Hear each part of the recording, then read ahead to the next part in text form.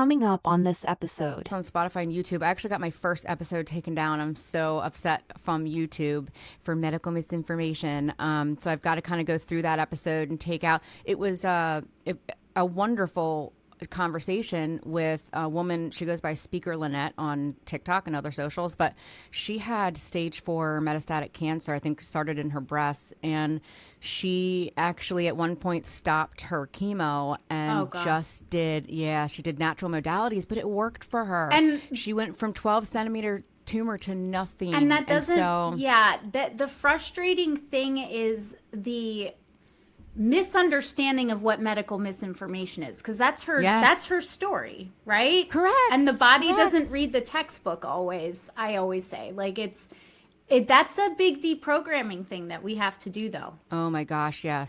Like, I've had to do a lot of that, and that's actually something really interesting to talk about, so I'll save that. All right, so welcome to What the Healthcare Podcast, a platform designed to educate you, the listener, by bringing on healthcare professionals and patients who have been injured by the system to share their stories and experiences. Today, Thursday, October 24th, 2024, I am joined by the gorgeous Dr. Leila. Dr. Leila is a former corporate medicine doctor who is currently building her own practice. Welcome, Dr. Leila. Well, thank you for having me, Emily. It's so nice to see you in this way. You as well. So let's start with, I think this is going to be a really good conversation for people to hear and listen to. Yes. So let's start with this. Give us a rundown of who you are, what got you into medicine, and maybe what got you out of medicine as well. Oh yeah, that's a great question. So I'm just your typical girl from the Midwest. I'm from Ohio, and of course, all of a sudden I'm having a frog in my throat, but it's okay. That'll go away. But yeah, so I was born and raised in Ohio. I went to Ohio State undergrad. You know, when you're raised with a foreign parent, they kind of make you think that you have to be a doctor or a lawyer or an engineer or something like that. And I didn't really know what I thought I wanted to be a doctor because I liked science. And that's the funniest part about becoming a doctor, is that it's like not any of what you thought it was going to be. But yeah, so I ended up, I had a really great time in undergrad, but I worked 3 jobs in undergrad. So I ended up not being the type of person that was studying really hard for my MCAT. And I didn't do very well. Can we swear on this podcast? Oh, you can. You sure can. Okay. Well, I shit the bed with the MCAT. So I got, yeah, I did. And it's okay because it's a standardized test, and that's it's a whole other world of knowledge. It's a different kind of person that does well on those. You can be trained to do well on that. But yeah, so then I ended up working in actually industrial engineering prior to going to this. I didn't study industrial engineering, but then I kind of got out of that because I was like, man, it just feels like this is all about money, and I don't feel like I'm helping anybody. And then here we are 20 years later, 15 years later, and I am a physician that I'm like, wow, I feel like this is all about money, and I feel like I'm not helping anybody. But I ended up going to the Caribbean for medical school, which I went to St. George's University, which is the Harvard of the Caribbean, they say. And that's a little joke we have. Oh. And then it's like, but, and then I did all my clinical rotations in New York City, which is a really great learning experience, and then decided that I was just a Midwestern girl, and I came back to Ohio, did my residency here, started my dream job at the Dream Company that was sold to me as something that it's physician owned. You're going to be a part owner of this. But really what that meant was that you as a physician carry the overhead, and you're sold this dream of getting everything over your expenses. But once you actually learn the intimate details of what that means, you start to realize where all your expenses are that have nothing to do with actual health care. And so here I was trying to do the best I could as a family physician, and I found myself struggling to keep up with the amount of patients I had, and I wanted to see them for longer than 10-15 minutes a person. So I ended up doing that. I ended up spending 30 to 40 minutes a patient, and guess what? That put me into $250,000 worth of debt to my practice. And so I stopped taking a salary so that I could work my way out of debt. And I found that even at some point, I could take no salary and I could be billing and I was still actually going into debt. And you start to realize where all the money's going. And that is more. There's more to that. But yeah, so I started crying on the internet and here we are. And that's the end of that story. So, well, first of all, I have so much respect for you for leaving that industry. I know you're kind of still in it and starting your own, but doing your own thing, leaving the spot you were in. I feel like it, I don't know how long it actually took you to see that. I feel like for me, it took, gosh, I mean, I was in healthcare for 25 years and I didn't really see the business side of it until I moved from nursing to administrative. And that's when I was like, oh my God, this is nothing but a business. And all these decisions that are being made by people with zero clinical background. Financially, it's coming from a financial perspective only. Patients aren't being considered. Like, what is going on? So Yes. what was it that really sticks out to you now that you can pinpoint, like, that was the moment that you realized this is a business? Was it a particular event, something leading up to the event? Like, what would you say? Well, I knew it was a business. I just didn't realize it was a business that I could not thrive in as a physician. I realized I knew that it was a business from day one because you just kind of see it happening. But then what you realize, oh gosh, I'm trying to think of the exact moment and I honestly think it was after being on TikTok for about 6 months that people started reaching out to me. Are you familiar with Dr. Lee, who started Take Medicine Back? Oh, yes. Yep. I know Dr. Lee. He reached out to me and started saying, some of the things you're discussing sound a little fishy. And we had like a really long conversation. And I literally, even though I figured out that all this money was going to these administrative overlords, I did not realize that the healthcare company that we had partnered with, Agilon, was a private equity run company. And the founder is on the board of Boeing. And if we can, my gosh. And Mitch Lee figured that out for me. And so if I had not come onto TikTok to talk about all of this, like basically as an outlet for me and my burnout, which I didn't really fully understand what was driving that burnout, other than I honestly initially was more burnt out thinking that patients were burning me out. But TikTok, the sexy dancing stupid app that everybody disregards, showed me patients, doctors, nurses talking about stuff that I didn't even know about as a physician. Okay, like 12 years of higher education, had no idea what private equity was. And so I would say that February of 2023 maybe is about it was about February. It was 2023 that I was like, this is terrible. And then it was really the turning point in 2024, like January, February of 2024, when I realized how bad it was and I knew I had to get out. And I ended up quitting in April. I was supposed to give a 90-day notice. I negotiated down to a 60 days, but after 30 days, I literally said, what do I have to do to get out of this? Do I have to check myself into a mental institution? Like, cause I will. Because I can't do this a day more. I can't do it a day more. The moral injury, all of it, I couldn't do it. It was killing me. So that, I would say that was it.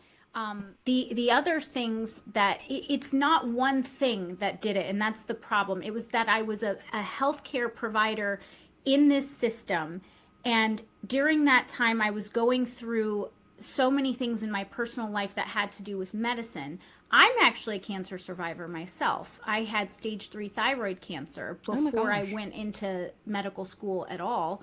And so that was part of me wanting to do that.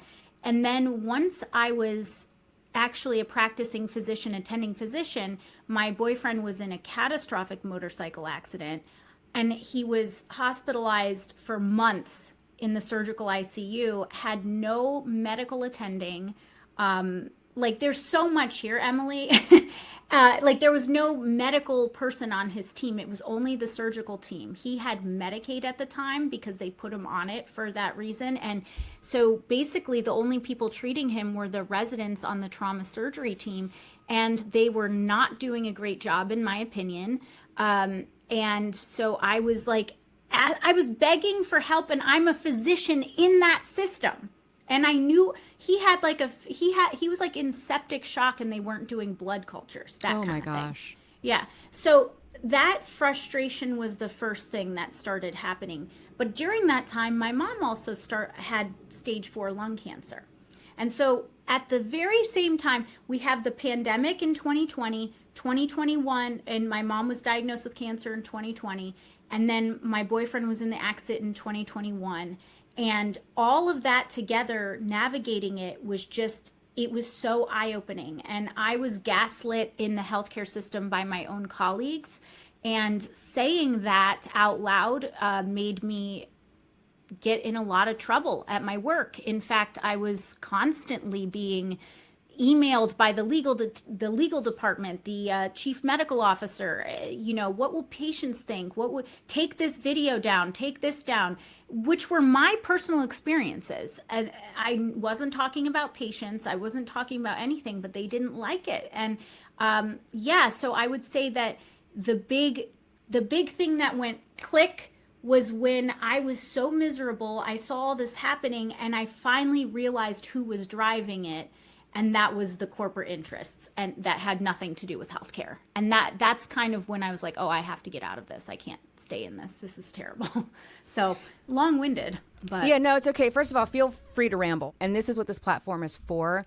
And I have been so excited to get you on here because I feel like, and I'm guilty of this myself, I feel like two things. So when I walked away from the system, and I would venture to say you can probably empathize with this, I felt so many different emotions. And one of those emotions was guilt. Like I felt like I had been a part of this system.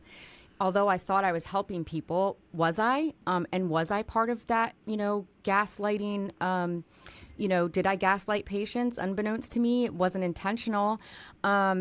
So I feel like we all kind of feel those emotions coming out of the system. And I would also assume that you seeing things from now this different perspective, from this patient perspective, probably really gave you, this eye-opening,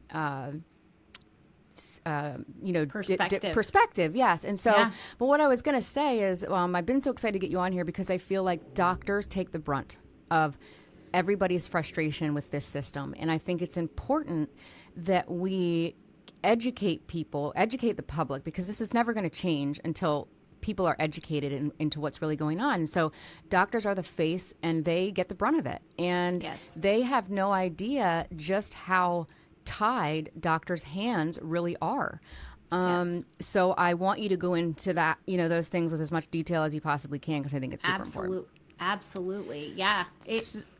So I wonder too, I want to go back to even like med school. What was your experience like with that? So the first few years of medical school, I would say most medical students would probably say are the best years in medicine that you'll ever have, because you're simply learning. You're just learning. You're engaging with the science. All of those weird diseases that are the zebras of the world, we learn about all of those. We get to learn all those little things. I loved the first 2 years of medical school.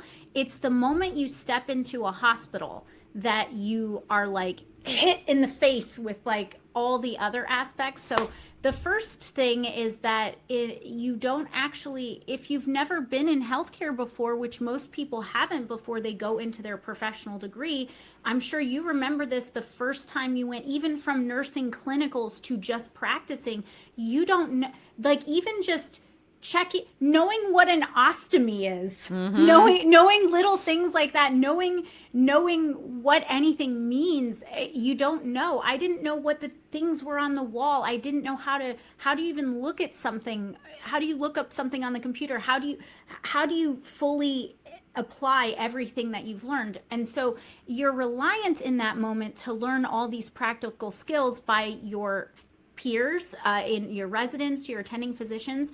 But a lot of those things you're taught by nurses because they're the ones that have the time and more hands-on time with the patient to show you the tubes and the drains and the this and the that. And here's how we hook this up. And like, that's not taught by an attending physician. And the problem is, oh gosh, everybody's so competitive and everybody's got their own stress. And as I've mentioned a lot on my channel, the culture of medical school in the clinical realm is very bullyish. I would say they're I would say the military and medicine are like the last remaining industries where it's openly accepted that you will be humiliated and you don't have anybody, like nobody, you're not, no, if you complain about an attending humiliating you, and that's a person that's going to give you your recommendations, your letter of recommendations, and write on your transcript after everything, like think about the retaliatory nature of that. So you definitely don't want to speak up. As a woman in medicine, who, thank you, by the way, calling me gorgeous, that is so kind of you. Yes, you thank are. you. But that there's something, I am a very girly girl, and I found myself in medicine being either put into the category of a slut or a bitch. And like, you either are, like, if there's a male attending or resident that's flirting with you and you reject them, then you're a bitch. If you do that, then somebody finds out, then you're a slut. It's just, wearing lipstick was a thing. I actually, like, that was actually a thing that people were like, I can't, wearing lipstick. Just, you really feel like you have to conform. And what I want people to realize is that the people who are teaching you are the people who have been incubating in this system for years and years and years. And they're the ones that pass on not only their medical knowledge, but their generational trauma of medicine. And unfortunately, most of them went through this when they were in their young formative years, when they start to learn how to engage with people. You know what I mean? Yep. So it's, you learn how to say things like, this should only be a pinch, when you're like, wait a minute, a pap smear hurts me. Like, a pap smear hurts, let alone dilating a cervix. I mean, this year that we finally said maybe we should give women some kind of pain medication for an IUD placement. And I try to explain to people that it's almost impossible, the amount of knowledge that you're expected to retain and absorb, in addition to knowing what's happening, day to day, in addition to navigating these interpersonal relationships with all kinds of medical staff, some of them who've been very poorly treated by either medical students, residents, or physicians, who then resent you as a new medical student. It's this whole, it's like you're sitting in a sewer. You're ready to become a teenage mutant ninja turtle, which is what I feel like I'm doing now. So It's kind of like a cult. Like, I feel It like, is. I think you had a video at one point, if I recall, mentioning that med school, something about like pimping out med students. Can you Yes. expand on that a little bit more? Yeah, so there's a medical education technique. And when I say it's a medical education technique, it's because it's actually been described in medical literature as a educational tool called pimping. And it's from a German word. And essentially, it's getting questions out of a person. Now, I posted a video regarding what pimping meant. It's essentially the process of creating a stressful and intentionally humiliating environment for a trainee. And so it's like, oh, how did you, where did you get the vitals on them? Oh, you didn't? Oh, why didn't you do that? Or, it's just like going on and on and on. I give an example on my page of an attending asking questions to the point where eventually the medical student doesn't have the answer. And that's the point when then they get humiliated and they're essentially told that you didn't prepare. If you don't prepare, don't even come to rounds. So like literally stuff like that. Usually those kinds of questions, that are being asked in the pimping way, which is, again, intentionally humiliating. It's not about putting pressure. It's okay to be under pressure, but when the environment is intentionally stressful to create and reinforce a hierarchy, an intellectual hierarchy, that is when how can you possibly learn to be an empathetic person with a patient if that's how you're learning these things? That's how we end up having these crazy egos, because once you get to the place where you do know all these things and you've, with a gun to your head, learned all these things, now when a patient asks you a question or challenges your knowledge with something they read or saw, it's almost like a trauma response to be like, I've never heard of that before. Like it's like, and then to essentially do the same thing to a patient, humiliate the patient for the thing that they have a question about, when questions are how we learn more things. I mean, we don't know about things until we ask more questions. So a lot of physicians that I saw that commented on that video, there were many of them defending it. Oh my gosh. And I was like, see, this is what I'm talking about.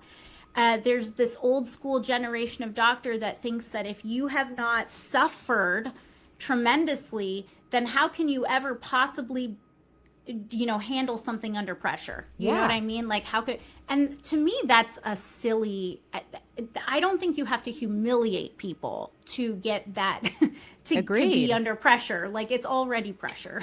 Agreed. So, I feel like I don't know if this system is ever going to change. I feel like it is such a big entity, and to your point, it is this generations upon generations, like just inflicting their traumatic experiences onto each other.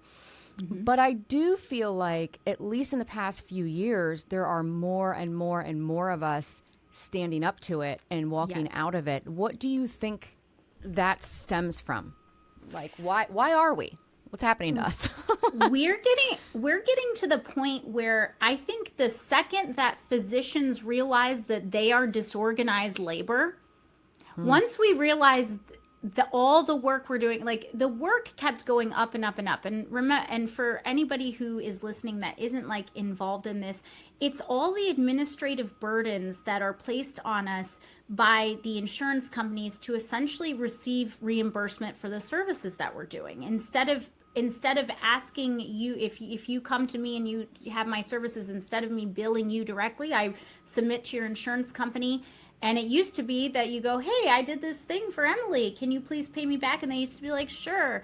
And now it's like, hey, I did this thing for Emily. Can you please pay me back? And they're like, but did you do this thing? What about this thing? How about this thing? You didn't document that thing. And and you know what? We will pay you, but you didn't meet all those other metrics, so you're not going to get that payment. Like, literally, they turned it into a game to get your reimbursement from the insurance company. So to play the game, you have to use all these codes and additional modifiers for this. It's a game, and that takes time, and it also takes effort. So guess what? Then your company starts hiring billing and coding experts that can go through your charts and do these queries and say, hey, you saw this person in the hospital. I'm sure you remember this. Her BMI looks to be whatever, and you could actually add severe protein calorie malnutrition to her diagnosis list. And that creates a larger complexity to the patient, which will maximize billing. And so then you, as a physician, you're just trying to do your work, and you have all these different people telling you that you need to do this, this, or this. Then the next step is that it's really the Medicare thing that started out as a good thing that turned into a bad thing without the proper regulations. There was a shift to try to do more things outside of the fee-for-service model. So instead of just getting, I'll get this amount of money for doing this thing, it's like, well, how about we do something that's value-based? How about we make this so that we incentivize you doing good care? But here's the thing. The only way to judge how do you judge if somebody's getting good care? It's through metrics. And so there are certain metrics that we use to determine what healthy is and what healthy isn't. And in some cases, getting a patient to the point where they meet the metrics actually might mean that they are not happy or healthy. A great example of that is a diabetic who can't afford insulin pens, so they're using the vials, but they're very unsafe with it because they're not very good at it. So they could so we're just trying to get their A1C down by pumping them full of insulin, when that's actually going to harm them because they're not doing it properly. Or we keep adding meds and meds and meds instead of having like conversations about diet to meet these metrics. That's one area. The other area is inflating how complicated the patient looks so that we can demonstrate how much money we saved, when it typically costs $200,000 to care for a patient in this world. If you did it for $50,000, then that's $150,000 of shared savings. And guess what? We're gonna share that savings with you. So you would actually think that that is a good model, right? Like, oh, if we can save money, it should be shared. But the problem is that shared savings money is now money that is being seen by companies as being left on the table by Medicare, and that's tax dollars. So guess what? Now you have a company hiring people to find that money left on the table, to add weird little codes that make them seem more complex, that actually, it technically applies, but like a great example is atrial fibrillation being known as a hypercoagulable state, like a blood clot. And you can, if as long, AFib doesn't give you that risk adjustment additions, but hypercoagulable state does. So who's gonna be able to pay for the people to comb through the charts to get that money on the table? Investors. And that's so now we have a world where you have the hospital administrators are trying to harvest this money from Medicare, from this shared savings, and you have investors that are like, we can help you do that, just give us some of that. And that's what private equity is. And so private equity and administrative efforts are both playing this game with Medicare to get money, and none of that is going to patient care. And like that is one of the biggest reasons that, despite a person who is extremely for health equity and access, is very much against the expansion of Medicare and the concept of universal health care in the United States, because universal health care in the United States means universal insurance. And as we know, Emily, insurance does not mean healthcare. And we have to separate that. So all of that's a mess. It's a mess. Yeah. And that's hard to do because, obviously there are two huge influences over the industry: pharmaceutical companies and insurance companies. And I don't think people understand that. Insurance companies really do dictate your care. And how a doctor is able to practice. It's pretty wild. And there is a big lack of understanding. I don't know that we are even close to being set up to be able to provide universal health care. I don't know. To be honest, I don't even know that it's a great idea. Not with the way things are now. We have to take corporate interests out of medicine before we do that, because you're spending the amount of Medicare spending. Now, we can fact check this or whatever, but I'm pretty sure it's like 900. I don't even want to say it. It's like, I feel like it's like something crazy, like 900. An astronomical amount. And I want to say billion. I want to say billion. Wow. But that's scary. But we'll have to fact check that. Yeah. It's something crazy. I looked it up. Because when I say 900 million, I don't think that doesn't come close to what I think it is, but maybe I'm wrong. But even if it was 900 million, like this, the amount of money that is being circulated in this system that isn't actually going to healthcare is the problem. So the expansion of a system that is really just rewarding corporate elite, which it really is, and these big corporations, and exploiting the labor of all of the healthcare workers, and they're the ones taking the shit from the patients, not just literally as a nurse, but figuratively.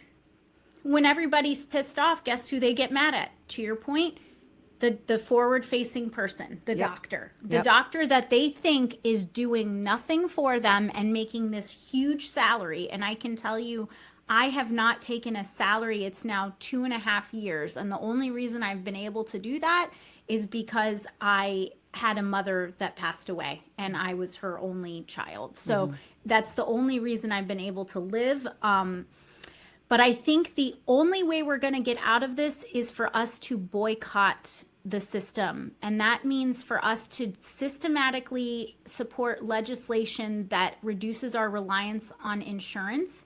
There's the way that healthcare providers leave the system is by stopping taking insurance or joining practices that do not take insurance. A lot of people frame that as concierge medicine, and I think that the insurance companies love to say concierge medicine because they love to imply that it is somehow for the elite and it is super expensive. But it's not. It's not. And then the way that patients can do that is stopping using insurance, starting to patronize places that don't take insurance and using alternative models of insurance like health shares instead of these major corporations. But I think the first step is education and legislative incremental change. But no, we're not going to get out of this system anytime soon. I think I want to circle back to the question that you originally asked was, why do you think this is happening? Yeah. And I think that ultimately we are watching the system collapse beneath us.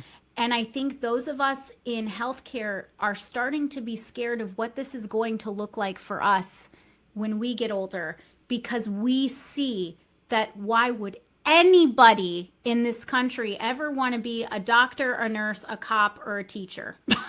Yeah. Why would anybody want to be any of those things anymore? You know what I mean? Like, why would you because they ever don't want that? know. They don't know what they're getting into, sadly. Yes. So I think that's the big change, is starting to see the drop in what nobody wants to go into primary care. That's for sure. And now what they're doing is they're actually exploiting young nursing students. Their big corporations are investing in online NP schools and then putting them in situations to make a shit ton of money for the executives doing what should be done by a physician. And in many cases, if you're a nurse practitioner that was like a nurse for an RN for, like, it used to be that you had to be like a nurse for like at least 5 years, but most of them 10 years before they even went into NP school. And then on the other side, they had the respect for it, they understood it, you know. Yes. But now it's like, okay, you do your associates in nursing, and then you go to this school, and then you get put into a rural area, and you're seeing, 50 patients a day under collaboration of a physician, air quotes, and yeah, and then they're miserable. They are among the most exploited people. The APPs are among the most exploited in the healthcare system. So I think we're all seeing that, and that's like, let's get out I know, of and this. it's like I hate that it's happening, but I think it's a good thing that we are seeing it, because I do think it's what will lead to change. Yes. So we talked about how. Well, first of all, I want to say about insurance companies. I don't know that a lot of people realize insurance companies were initially designed to be used like car insurance. And Yes. that's not how they're being used anymore. These insurance companies have taken over. It's like these investors figured out that there's money in this industry, and they figured out how to make it. And there are, to your point, so many of healthcare professionals and patients that are being exploited for them to do Yes. so. Well, nobody uses their house insurance their homeowner's insurance to upgrade their kitchen. Right? Nobody uses their car insurance to get gasoline or to, like, that's not how it works. We use it for catastrophic things, but now it is our currency for Yes. healthcare, and it should not be. Should not be. It should not be. No. So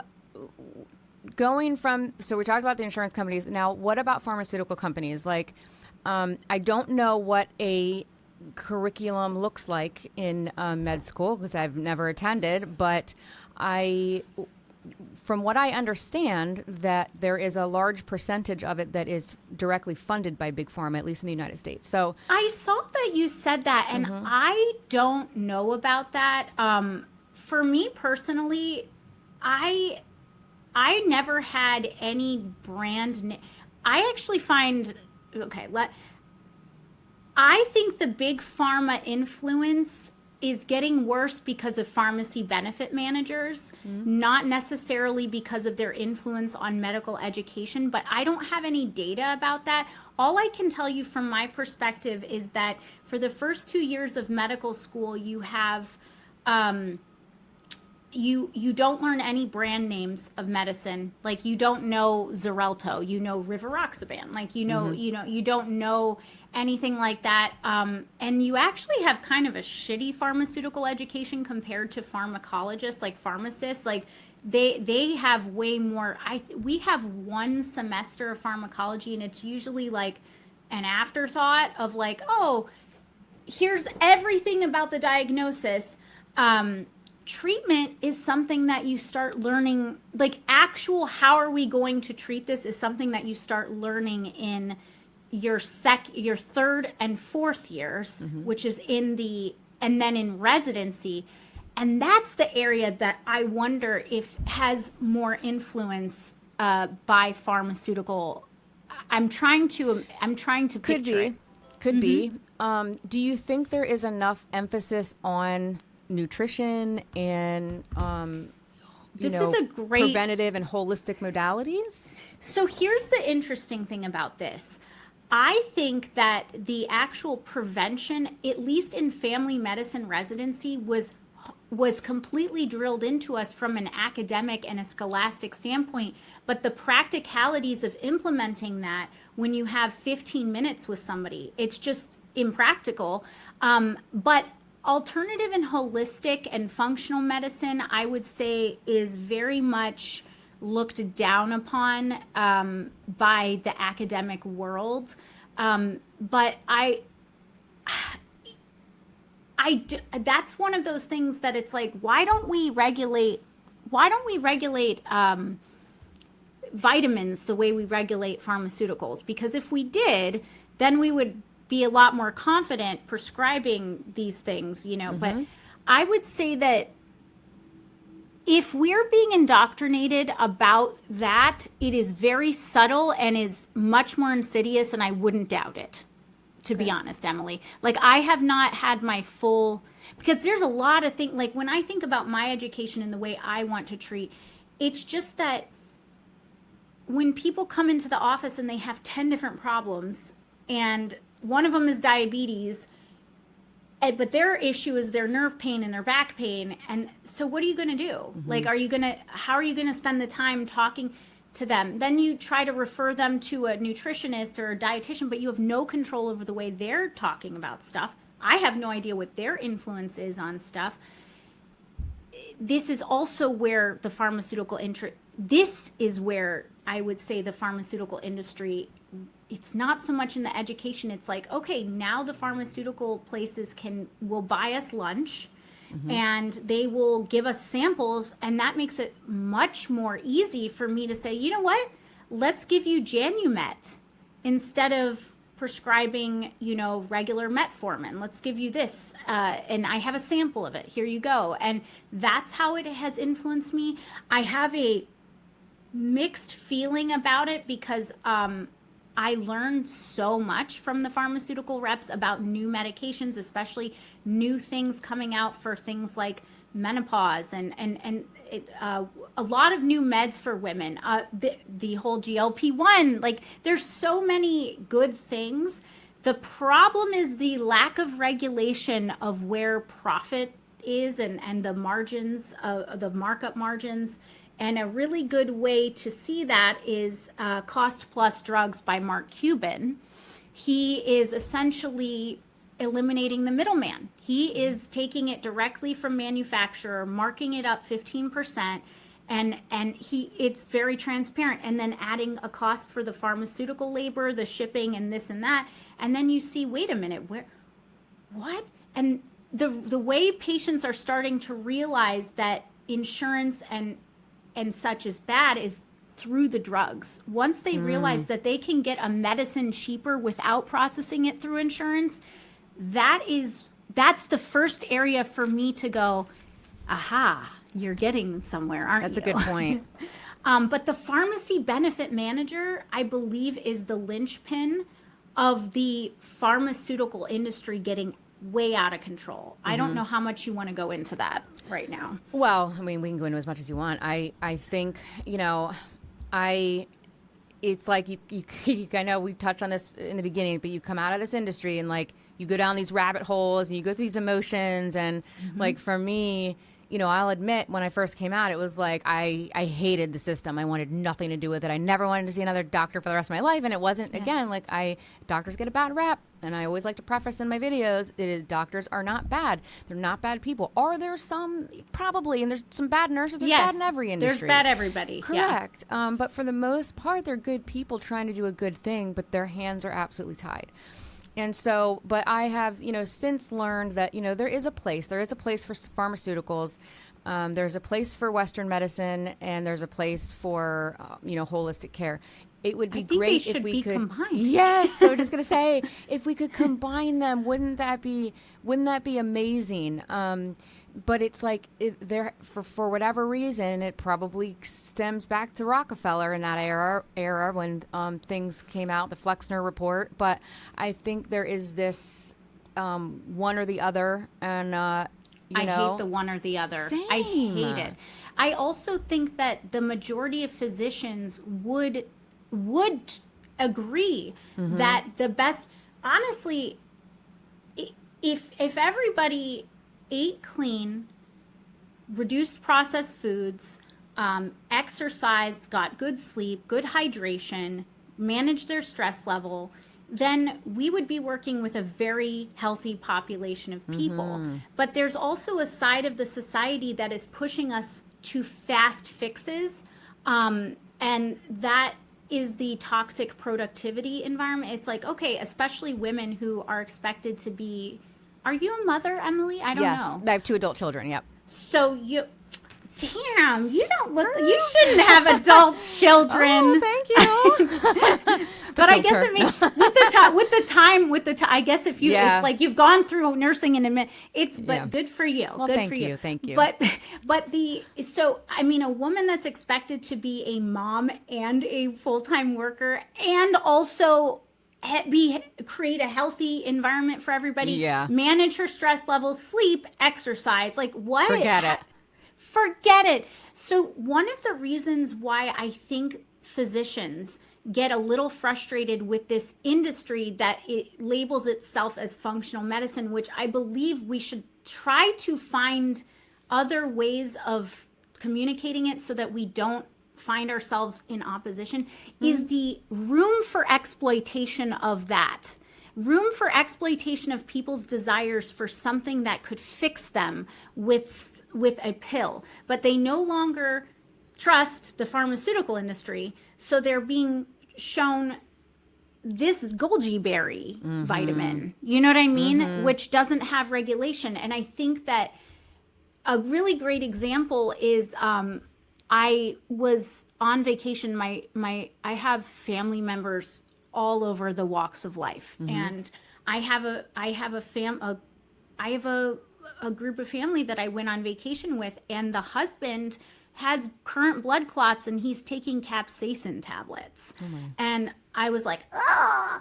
Now, medically, if you walk through the actual science behind why that works, it makes sense. The problem I have as a physician with it is knowing that you could put eyeshadow in a capsule and call it capsaicin, and nobody is gonna.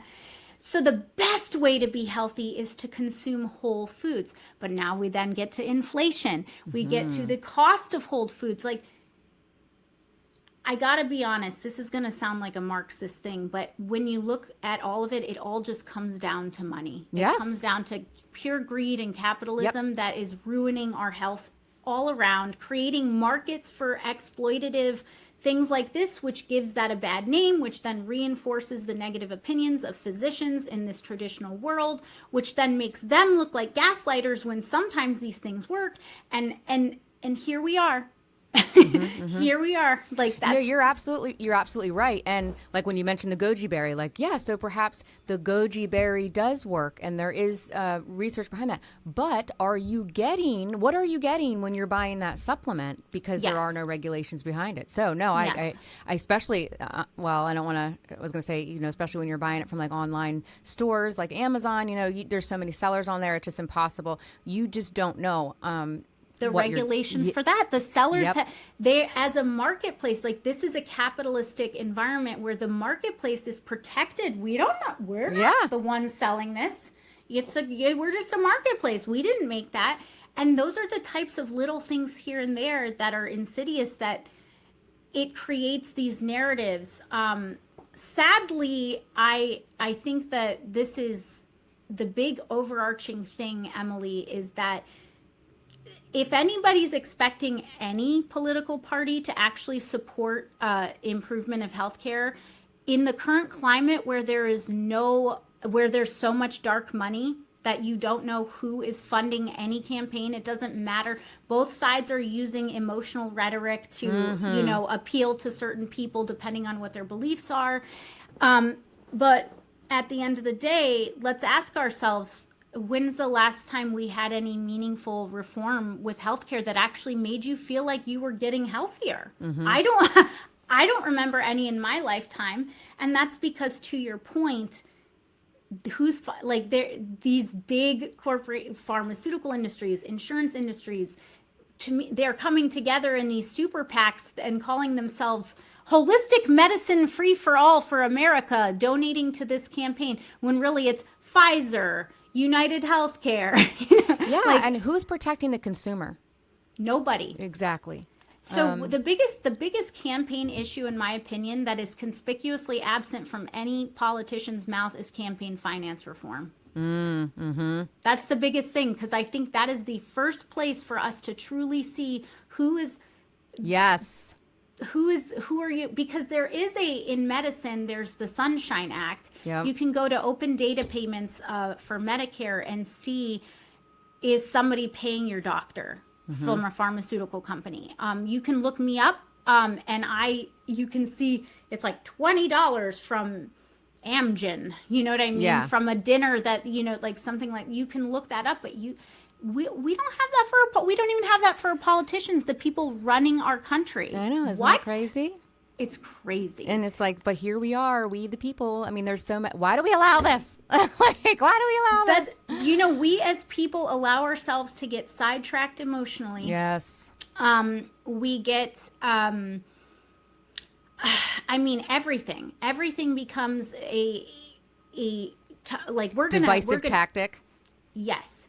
I actually published a bunch of videos talking about how physicians need to shut the fuck up about COVID. Yes. Shut the fuck up. Get over it. We're in a new place. We are literally in a new place. We cannot make that our identity. It never was our identity. It's okay. Everybody, that doesn't mean you have to be anti-vax. That doesn't mean you have to be doesn't mean you, nobody wants to feel gaslit about their experience. And that's the biggest thing. But at the end of the day, we need to shut up. It's sort of like how we're arguing, and I don't know if you've seen, I'm very in support of trans rights, medically. But why are we talking about the bathrooms? Right. When it's like, we don't make semiconductors in the United States. That's because it's a lot easier for us as citizens to argue about these things that are emotional than to actually, it's much better for the politicians up top to distract us from what is going to support their bottom line, which is usually their side investments in the military industrial complex. Yes, follow the money. Here we go. We're really Yeah. Good. Well, listen. This is such a huge topic. It's huge. It's huge. And There's I so love much it. to talk about. So I'm just going to touch on the trans rights for a moment, because I do agree. And I think that, and even with the vaccines, everything, people should be able to make their own choice. Yes. From my perspective. Now, how do you feel when it comes to children and those treatments? For gender affirming care? Yeah. So I actually published a really good video. I think you would be surprised to know that the World Professional Association for Trans Health recommends against surgical gender affirming care in minors. It recommends against it unless it is in the case of somebody who is going to die, lose their life. And I think that is also one of those areas where I believe most parents want the best for their kids. Yeah. And I think that the narrative that parents would ever want to have their child go through anything that would harm them, I mean, that's disrespectful to parents, in my opinion. But if you're a parent that their child is saying that they are Liam and not Layla, and they are dying inside, and you've gone through all these routes, which are very well laid out in the World Professional Association, like all of the position statements of all these LGBTQ places, they all of their position statements have very specific and rigorous criteria of diagnosis of gender dysphoria, how the credentials of the person diagnosing it, the multidisciplinary team. It is, I think, so what it comes down to is that I do not personally feel like I have the credentials or understanding to suss that out. So I do not practice I don't practice hormonal or medical gender affirming care beyond giving a biological girl who identifies as a male an oral contraceptive to help him not have a period. You know what I mean? Like, but I think that we've overinflated how often this is happening. Who is, like, I think it's not as big of an issue as people think. It's not an insidious concept, and the majority of healthcare professionals agree. We are in consensus that surgical means should not be done unless absolutely necessary. But here's a fun fact for you. 97% of gender affirming surgeries in minors are actually done in cis het boys, meaning they were born a boy, they identify as a boy, but they have breast tissue known as gynecomastia, and they get their breast tissue removed. And that is gender affirming to them. They're looping that in. Yeah. But that is because they've looped it. Yeah. That's a part of because that's one of the codes. Like, that is considered because gender affirming care, that's another thing, is we do gender affirming care all the time as women and men, like cis. I do, I'm an Iranian girl. You think I want to wake up with a beard? Right. No. I did if I wanted to affirm my gender as a woman, and I got laser hair removal, so I don't do that. So I think that the numbers are skewed, and again, they're being used as emotional tactics to distract from the real things, because most people agree that we want safety, education, healthy food, affordable living. I think we need to start focusing on what we have in common instead of what divides us, and ask ourselves what are our end goals instead of what are our little nitpicky things that we're going to say about this. And once we can agree on what the end goal problems are, then maybe we can have discussion.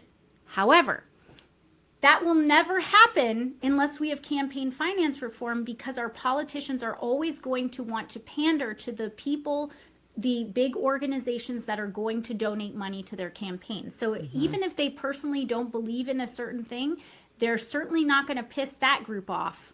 You know what I mean? Yeah. And this is both sides. Very It's not frustrating. one- Yep, it sure is. It's One not bird. one side. One bird. Yes. So I don't know. That was a long-winded answer. Yeah, no, but that was good, and I respect that, and I think especially the numbers part there. I think that's an important piece to have gotten out there, that that those numbers are skewed. Yes. I hadn't thought of that. Yes. And there's actually a Harvard study that was published in JAMA that included 40 million adults and 20 million children. And that's how this was. It was a cross-sectional. That's where it was. And yeah, we're there. Let me say one other thing, Emily. Yeah. Another problem with the trans health issue is that we've grossly oversimplified what biological sex is in the world. We X, Y, and XX. First of all, I had a patient who was XX, delivered children 11 years ago, and then one day had issues in her abdomen, and we did an ultrasound, a transvaginal ultrasound, and it looked to me like she might have had ovarian cancer.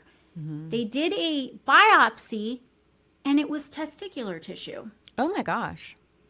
There's something called ovatestes that exists. Oh my There's a gosh. whole sexual middle ground called being intersex. You can have both, but outside you look like any other woman. On the inside, you feel like a woman. Your chromosomes are XX, but you somehow have ovatestes, and your hormones are normal because biological sex has been grossly oversimplified. And it's, to give you a really great example of where the real genital mutilation is happening, is at birth. When a kid is born looking kind of funny down there to us, what is it? Is it a boy or a girl? Well, guess what? They get their gender assigned to them at birth, and they are doing surgeries. Now, we'll keep the circumcision conversation out of it, but the idea that somebody like a newborn baby has ambiguous genitalia for whatever reason, and that they allow the parents to decide, what is this going to be? Then what do you think that might do later on in life? Yeah, my gosh. And I think we don't talk about that. Who is No. going to tell their kid that? Oh, God. Who's going to tell their kid that? Who's going to talk about that? And we don't talk about those things because it's embarrassing, and because we don't talk about it, sex has been grossly oversimplified to X, Y, and I wonder how often that happens. Like, what are the statistics on that too? I have a statistic on that. Intersex, it's 2% of the population is on the spectrum of intersex, and many of you will never know because it's not going to ever present itself in a way that makes you, like, a lot of it is internal, like having internal organs that are both and not having external organs, or I hate to, here's the other problem. This conversation becomes fetishized and pornographic at some point, to the point where it's difficult to even talk about it from an educational standpoint. I'm filming something right now about intersexuality, and I'm trying to find a way to talk about it that it doesn't get taken down. But like, not all women with very large clitorises are on hormone therapy. Some of them are intersex. Not all men who have micro penises are just unfortunate. Right. They're intersex. They're intersex. It is a spectrum just like anything else. We don't talk about it. It's more common than identical twins. That's the statistic right there. Wow. But I wonder, that's because not everybody will have imaging and biopsies. So it could even be more. Could be more. I mean, I think it's really funny how we understand this for all kinds of other things about the way we present. Like, a woman isn't necessarily born with breasts. Like, there's many women who can have kids, breastfeed, that have completely flat chests. You know what I mean? Yeah. And that's a feminine quality, but nobody says they're not a woman. You know what I mean? Yeah. Like, every other phenotypic expression of genes is pleomorphic and has numerous impacts, numerous influences that we don't understand. But yet, for some reason, we have really oversimplified biological sex. And I think part of that is just the general difficulty in discussing it without it being fetishized, sexualized, and we are puritanical at heart in the United States. So we just don't want to talk about that at all. Yeah, you're right. You're absolutely right. Yeah. And sometimes So- you can't, because to your point, how can you get taken down and censored? So it's difficult. Yes. If you can get censored for telling your own medical story about how Right. if you can be told it's medical information because I chose to quit doing a certain therapy, that's not medical. It's a personal story. So Yeah. we are, and not to mention the scrutiny that you get, the over politicization. When I talk about this, I'm painted as somebody who wants children to be undergoing sexual reassignment surgery. That is not, no, that is not something that's not something I want, but that is also something that I do believe should be in a toolbox and shouldn't be legislated, because at some point there is a team of people, your parents, the child, the behaviors, the psychiatrist, the surgeon. You think surgeons are just going to do that out of nowhere and risk like catastrophic consequences? So we can't just say no. It's just like everything else. But it's really complicated. Yeah. It's really and it's been used, unfortunately, as a means of scaring people, and Yep. it sucks. It does suck. It does. I feel like that and abortion are the two biggest, Yes. subjects that these politicians use to enrage people, upset people, and it's frustrating because, I mean, both, from what I understand, it's like less than a 2% chance that you're going to experience that, but yet I agree the availability should be there, but they present it as if it's happening in 50% of the population. The thing that bothers me the most about that topic is the concept that any doctor would be pro-abortion, meaning, I would like you to get an abortion, ma'am. Yeah. Can I please do that? Yeah. Or that any doctor would have a woman, again, I find this to be disrespectful to women. What woman has a pregnancy in their third trimester and goes, I don't think I want this anymore. I'm gonna just like get rid of this. And I'm sure there's a doctor that's completely fine with that. These situations where, first of all, 91%, that statistic may be more, that's the minimum. 91% of elective termination of pregnancy happens in the first trimester. And when it's the third trimester, we're talking horrible, sad. I mean, it is. I had a patient who had a desired pregnancy, and when the heartbeat bill was active in Ohio, she found out that the baby had anomalies that would allow it to live to the third trimester and possibly be born, but it would not possibly be born. But the more likely scenario that she would miscarry sometime in that third trimester, or if the baby was born, it would die within hours. What kind of person wants to carry that pregnancy to term? What kind of woman is callously, that was so upsetting for her. She was afraid to even bring it up to me because she was afraid of what I was going to say about it. And it's like, these are could you imagine going through it? You're already losing a child. I mean, I can't even imagine it. I personally would not want, not to mention, we don't understand babies' pain and suffering. We don't understand that stuff. I mean, that's another medical thing that we did. babies don't experience pain.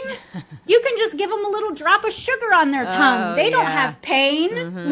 Oh my God. So these are all the types of things that are very nuanced. Medical discussions are very nuanced. We already have a difficult time getting influenced by all of the other factors in medical education, let alone now politics influencing it and influencing those conversations. So let's bring back the nuance to it. Let's allow people to have conversations with their doctors, allow doctors and patients to make decisions with one another for their care that is right for them within reason, within reason. So yeah, I agree with you. And it just seems to be getting worse and worse. And I always kind of felt like it was like every 4 years, like you knew something was going to be changing in healthcare. You didn't know what it was going to be, but because there's always, their policies, and some of them are good, but some of them are very, very disruptive. Yes. And, you were kind of always waiting for that to happen. What's going to change this time around? It's frustrating that amount of power and control is held by people who don't understand the system itself and are making decisions that are not patient-centered. Absolutely. I mean, they don't even understand them. The politicians not only don't understand the medicine, they don't even understand what's happening from a economic standpoint in the healthcare system. I think it is the most difficult thing. Understanding the revenue cycle of medicine is an entire year's worth of curriculum to understand it. Being able to communicate it is impossible. And to have the layman person understand how that is influencing them is almost impossible. So it's a lot easier for us to say feel-good things like healthcare for all. With no how this is going to happen. How are you going to do that? And what does healthcare even mean? What does that mean to you? Again, in the United States, healthcare means insurance, which is not, that is, I'm currently uninsured, by the way. Same. Because I recognize that it's a scam.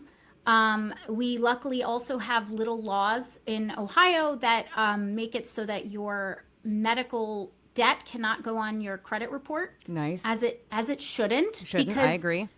Because whether or not you're a responsible purchaser has nothing to do with if you were in an accident and you got life flighted for $45,000 by a privately owned company that ran this life flight that owned a helicopter and was like, we're going to make $45,000 off of this. That doesn't mean you're not a responsible spender. That doesn't mean it doesn't. So I do not have insurance. I will not buy traditional insurance ever again. I will not take traditional insurance ever again. And I said this to my lawyer, who's trying to, with all his might, make me do things to make it so that I don't burn bridges forever. I was like, Greg, I would rather be a sex worker than take insurance again. And I love that. I would feel more respected. Doing that. Good for you. Yeah. Yes. It's a rigmarole. It's expensive. It's what you have to go through to get something covered that you're paying for. I mean, it is just, it's such a game. It's a game. I've not had any problems. I've had to go to the doctor a couple times. Actually, I just went to one last week, and he set out a plan for me and said, here's your options. You can pay me weekly, monthly, per visit, and I'll give you a discount if you pay it all at once. The doctors will most likely work with you in that, and it's affordable. In fact, it's costing me less than it would have cost me for 2 months of insurance. Delivering a baby in the healthcare system costs up to $100,000 depending on what you get. In Ohio, I've had several patients deliver a baby and use their out-of-pocket expenses, and it costs them less than $5,000 to deliver a baby. Now, some people don't have $5,000 to do that. But it's like when we talk about how the insurance industry has inflated its own costs, like that's something that people don't understand either. And I like to give the analogy of, if I own an MRI machine and you, Emily, need an MRI, for me to run this, buying the MRI machine was expensive, maintaining it, having a rad tech run it, having a radiology read it, having all of these things, in place. That costs, let's just say it's $1,000 each time I run an MRI. That's the cost for me. If you came to me and I was like, okay, it's $1,000, and you're like, okay, here's $1,000. Okay, great. That's directly paying. But the way we do it is we say, hey, insurance, it was $1,000. And they go, great. We'll pay 20% of that. And so I get $200, and guess who gets the bill for $800? You, the patient. So guess what I do next? I say, you know what? I want more than $2,000. I'm not going to, the patient's not paying their $800 bill. So I'm operating at a loss. So what am I going to do?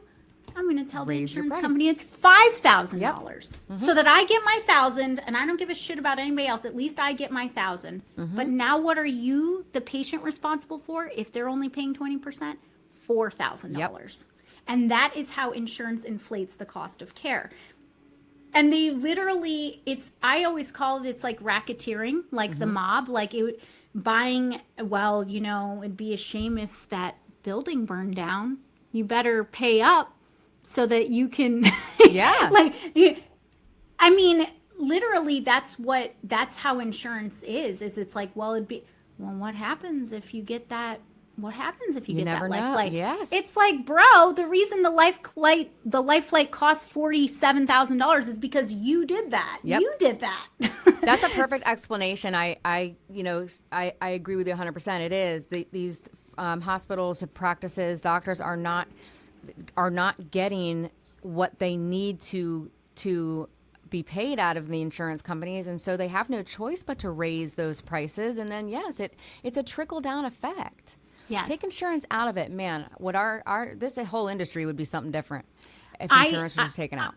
I've basically, my platform, I try to keep talking about all kinds of other things, but the amount of people that don't understand what direct primary care is and how unfathomable of a concept it is just shows you how brainwashed we are to have insurance be our currency in the healthcare system. Yep. Like, and of course that's going to set us all up for failure. If you're paying $10,000 a year for insurance, which is not uncommon for families, and then what, you have an out-of-pocket max of $8,000, like that, so you could feasibly pay $20,000 a year, but guess what? When you go to your doctor, you can't get in to see them, or they spend 15 minutes with you. Of course it feels like they're being cheated. Of course they hate you, the doctor, because they see themselves as, I pay $1,000 a month for insurance for my whole family, and this is what I'm getting, and it doesn't even cover my meds. It doesn't. The problem is, it is so complicated because we've allowed it to be deregulated in such a way that it's unfathomable. So I've been talking about direct primary care because I truly believe that the more people exit that system and start to get a little less afraid of what could possibly happen to them. The racketeering fear. If as soon as you stop fearing your tomato stand being burned down, you can live your life again. Yes. Yes. And imagine if you put your pre-tax income into something like an HSA, which now is maxed, is now capped. But imagine doing that and having it not go to administrative people, but having it be something that you can control. You know what I mean? That money, I mean, think about the amount of money you would say. How much did you pay for insurance when you were? Well, so the last, I was at a private practice in my last role, and for myself, my husband, and my daughters, my son was out of the house at that point. He's already had his own place. So would have been $437 a month Yeah, which is what I paid, which, and that was 6 years ago. So, and or, that's sorry, pretty 4 years good. ago. That's yeah, pretty good. But did you get $400 a month worth of care? No, and I also had a $8,000 deductible I had to meet. I had whatever 20% of my prescription cost. So like it was not. It's not You're like not everything even getting got correct. You're paying into that system, and that's what I keep trying to nail down, is that as long as there's people who are just profiting off of your health, our labor, like, we're never gonna, like, you're not gonna get good health care. The difference between our system and the other systems that function with universal health care, because there are countries that do function well and they don't have shitty health care, is scale. It's a much smaller area. They understand, like, it's not like it's We're huge. You were huge. Yeah. And we are being influenced in ways, these industries are being influenced in ways that are impossible. The campaign finance issues don't exist in other countries. In the UK, you can kick out the prime minister in the middle of a term. Wow. We should be able to do that. Yeah, we should. We should. I mean, at the same time, there's just so many aspects. I think if I had to drive home, the biggest thing that would change our country is campaign finance reform. Yeah. Because it would start to put knowledge back in. As long as we were given the information and understood it, it would be pretty eye-opening to see, instead of the PAC name, the super PAC name that's donating, knowing who is in that. I agree with you. I think that would change so many things about what we're doing. Yes. And so, yeah, because I mean, it's money driven, and a lot of people don't want to admit to that or don't understand that, but it is. Like, these politicians are not, making decisions because they think this is truly what's best for you and your well-being. I'm sorry, I just don't think it's happening. I think that, and granted, there's some politicians that I believe are better at running things than others, but that doesn't mean that I think that they're doing it because it's my best interest. I think they have their own prerogatives, follow the money, but if we could understand who was paying them, we could understand what was fueling their decisions. And, exactly. It may be beneficial to us in some degree, but we are not the reason why those decisions are being made. I mean, maybe there's one in a million out there that really, truly cares about Americans, but it's hard when you get in those positions and you're making money and the money's flowing and, you're going to be influenced. Or you have to look at the concept of, the money that they have in their mind that they want to do a good job, but they have to get elected. And it costs so much. In our country, whoever makes the most money wins the elect. Like, the fundraising is who wins. Yep. And so how are you if it costs $1 billion to run a campaign, you're not getting that from your grassroots. Nope. I'm sorry, you're not getting it from my $10 donation that I do. Like, monthly. You know what I mean? You're not getting that. And so what these politicians do in their heads, and I find this to be something that we did in medicine, is we start to justify it. We go, okay, I'm going to get this money, and that's going to allow me, a good person who wants good things for America, to still be in this. But then you're now you're beholden, and you start to see, and unfortunately, that's just how it is. You know what I mean? Yeah, like, it is. So your intentions may be good, and this is where I have fallen. I don't think that doctors that stay in the system are bad. I think that they're probably stuck. They're stuck, Yeah. and they don't realize that they're enabling a system. That by doing that, they're enabling a system. But I also, Emily, I don't have a family dependent on me. So, I mean, imagine if I have to pay my monthly debt to my old practice. I have to pay my monthly debt to the U.S. government for my student loans, and I have to pay for my living. and these nails don't just come out like this, like, so it's like I have those things, but imagine if I had to pay for childcare, food for everybody, education, all these things. If you're a physician, you're not going to want to take major financial risk and go off on your own into this world that is, I would say, targets of the insurance industry. The direct primary care movement is something that is absolutely not liked by the status quo of anything, because it puts the power back into the physician and the patient's hands. Yeah. And takes the corporations out. They don't get to profit off of your health and my labor anymore. So you will not take insurance at all in your new practice? It will all be self-pay?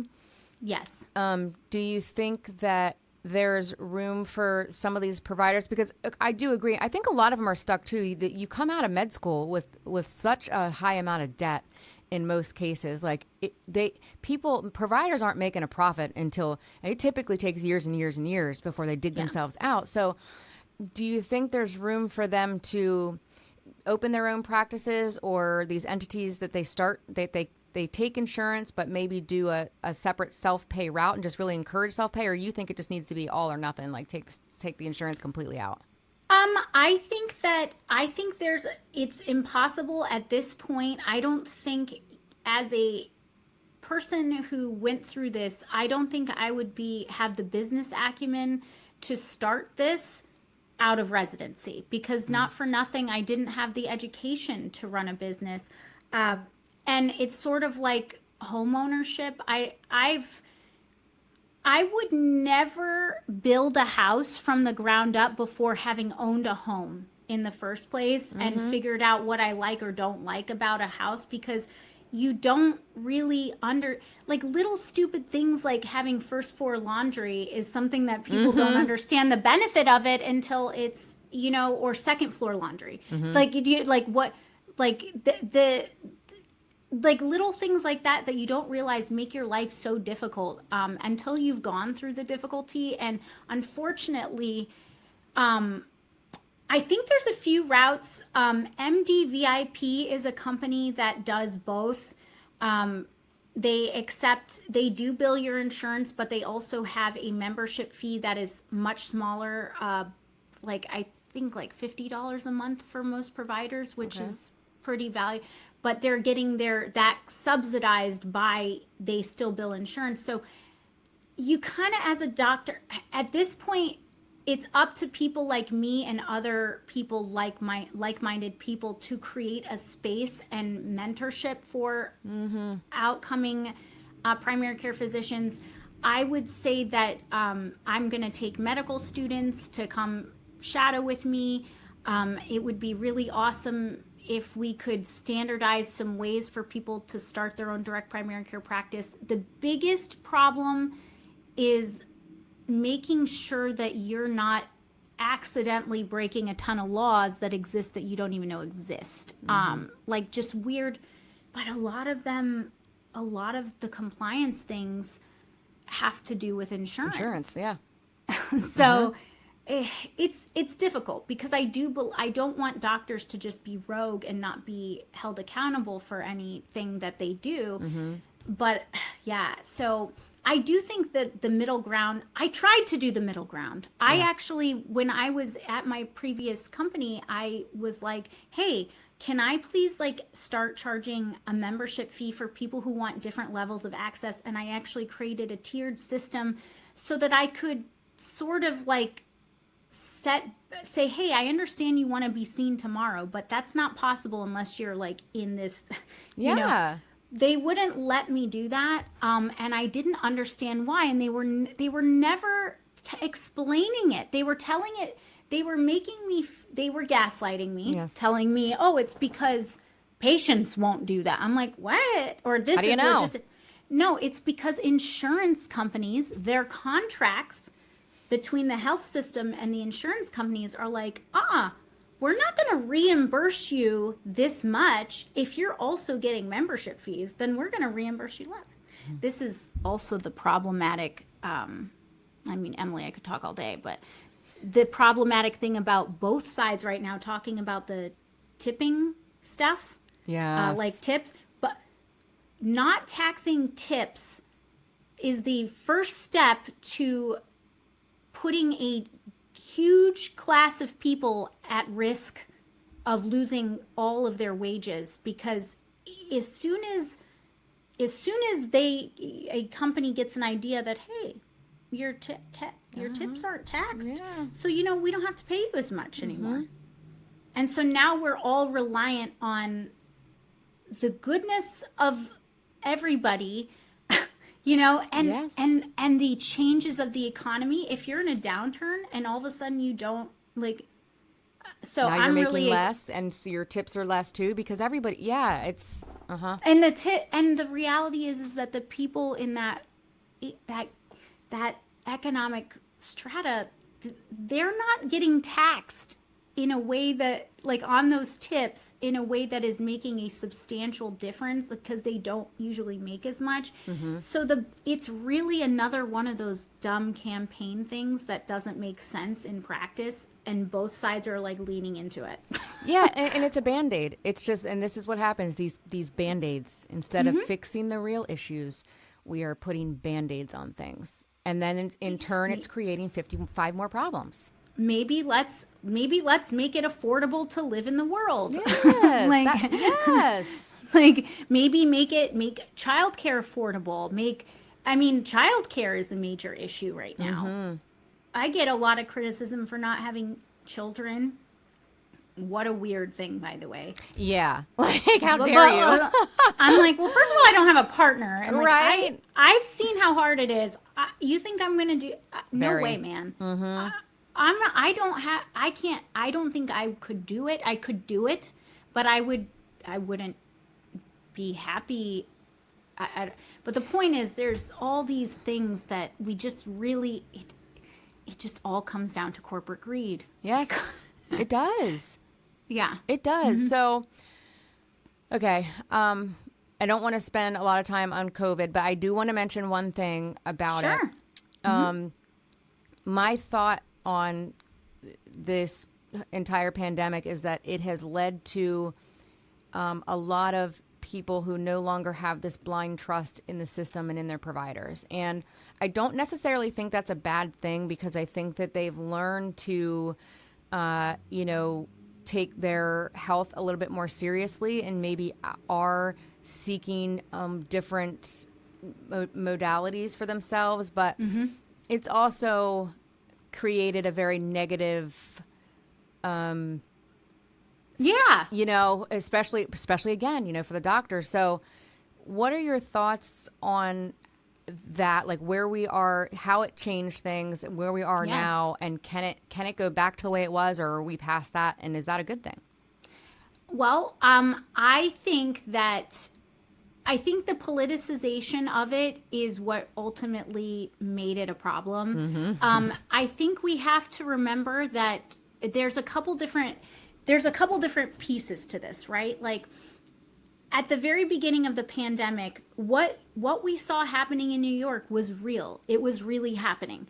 In Ohio, that was never going to happen. The New York healthcare system is very different than our healthcare system here. The people are different. Again, this comes down to the big. So a one size fits all mode for everybody is not necessarily what needed to happen. I actually got into major, so I also have my master's in public health in epidemiology. I don't know if you knew that. I did not. So when this happened, I was one of the few doctors, and I'm not anti-vax. I get the vaccine. I'm like that, but that did not think that the ways that we were going about it were going to create way longer term problems. We weren't considering the full health of a person. Yes. It was sort of like being afraid of a plane crash so much that you neglect automobile accidents. And so was a lockdown necessary for a few weeks to figure things out? I think so. To slow that for 2 weeks. Yeah. 2 weeks. Like, let's just stop this, because we need to stop. We don't know what's going on. Let's wrap our heads around it. Let's wrap our heads around it. The amount of people that were what was very different about COVID from influenza is how easily spread it was. And the math of that, the messaging of the math is the part that was the problem. It's not that COVID was going to kill everybody. It's that 1% of everybody, if everybody got it at the same time because of how fast, that would be a catastrophic overwhelm to the system. So we needed to stop that. But doing that longer, the messaging got, we were doing it, the messaging got all wrong. And then it turned into a place where if you said anything critical of the way that these things were being managed, then suddenly you're in this aisle of misfit healthcare providers. Yes. And to be fair, I was not happy to be gaslit by patients telling me that this wasn't happening, because it was happening. It's just the messaging was horrible. I still think the messaging is horrible. But once you then made it into a what's the word? A virtue signal? Once you made it into a virtue signal and you had to pick a side, because you did. Yeah. Then if somebody saw an inconsistency with anything, they're going to lose all trust in you. Yep. And it's just a shame. I would say that that politicization is one of the biggest health crises of our time, because the global vaccination rate global in the United States, not global, but amongst everybody is going down for all diseases, and we're getting polio again. I know, and not everything is the same. Right. Not everything is the same. You know what I mean? And I do. It's just very frustrating. Me and my dad actually had major words at the beginning of the pandemic, because he was very proud. I'm in a red state. We used to call it purple, but I would say it's red. It's Ohio. Our governor DeWine was excellent. He was listening to the experts and stuff. He was doing the best he could, but I felt like there needed to be more influence. It should never just be one industry discussing the implications. As a epidemiologist, we know that the spread of disease and everything, it's social. There's all these factors. So we have to consider what's happening when kids aren't going to school. What does that do to the parents that then have to stay home? What is it doing to the kids who don't get a good meal at home? Right. What's it doing to the kids and the people who get abused, that now they don't have they're not going to the doctor, they're not going to school, and nobody's reporting these things anymore? What's it doing to their mental health? What's it doing to their mental health? So I was critical of I just said, we are not New York City. I did all my clinical rotations in New York City. We are not them for a million reasons. There are places that were, you know what I mean? But then you get to the other side where, because if you start talking like this, then it makes you sound like you're a person that doesn't respect the health of the immunocompromised. And it's like, no, we do. But there's other health conditions out there. There's other things that influence. And by the way, I'm just going to say, I am vaccinated. I get my boosters. I want to do that. I do not believe it is unhealthy for me. I believe it is safe and effective in doing what it's supposed to do, which is reduce the severity, not stop it completely. But that doesn't mean that we have to make it our goddamn identity. And all of a sudden say that everybody needs to do this, or you're a bad person, or this or that. And then that's where they went wrong. That's where they went wrong. And that was the politicians, because look at how it flip-flopped. Yep. The administration that was in place started up Operation Warp Speed to make the vaccine, Yep. which was incredible, an Yes. incredible feat, one of the best things that happened. Operation I Warp agree. Speed, in my opinion, is one of the best public health like feats of all time. Yes. But then now that same party is now on the other side of the issue, and because it's now just become a virtue signal for Correct. everybody. It's just now for everybody. And then this side, I mean, I have patients that are still masking everywhere, and I'm like, that's if you want to, that's fine. Right. But like, it's a little different now. Right. Right. Well, and they've We- all the fear that was instilled is, Yes. and that was politicians. Yes. I personally did not get the vaccine. I wasn't in healthcare anymore. So for me, it made sense. But I don't scrutinize people who do. I think it should have been a choice. Yeah, I mean, Um, honestly, like, Yeah. the flu shot is a great example of something that wasn't politicized. Yeah. And every year, there's people who got it, Yep. and there's people who didn't get it. Yep. And when you didn't get it in healthcare, you had to wear a thing that said you didn't get it, and it was fine. Yep. And everybody was fine. Yeah. Do I understand certain industries, certain areas wanting it to be a part of the public health measure to help the community? Yes. I just think that it is like every other issue in medicine, it's nuanced. Once we start saying everybody's the same and this is the one way, whether or not it's safe or effective, or whether or not, forget the science, it's going to cause distrust. Yes. If you force anybody to do anything, it's going to start feeling a little weird and pushy. Yeah.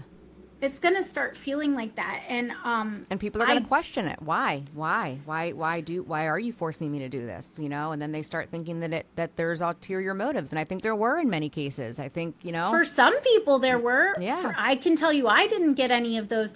The biggest narrative that I hated was that I was somehow profiting off of Yeah. it, because I certainly did not. It's more like the people who profit are in the high levels. Again, Correct. the government contracts. If Pfizer's going to make this vaccine and the government is going to pay for everybody to have it, there you go. Yeah. Yep. And guess what? Pfizer's then going to donate to everybody's campaign. Like, Yep. it's just, Yep. See? but not everything is, this again, it makes you, in healthcare, if you say anything like this, it's like, wait, what does Yep. this mean about You're you? anti-vax or you're pro-vax? Not at all. I am pro-vaccine, Yep. but I am pro Choice. nuance in medicine. Yeah, Yep. choice. Like, I am pro-choice. Here are some things that I think, like, for example, I am a provider that doesn't accept children in my office that don't get the MMR vaccine.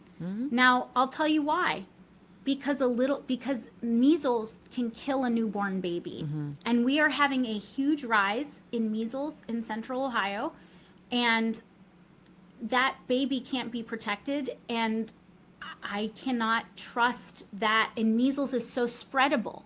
But if you don't get your pneumonia shot or your flu shot or your COVID shot, whatever, man. It's on you. Have a good, Yeah. whatever.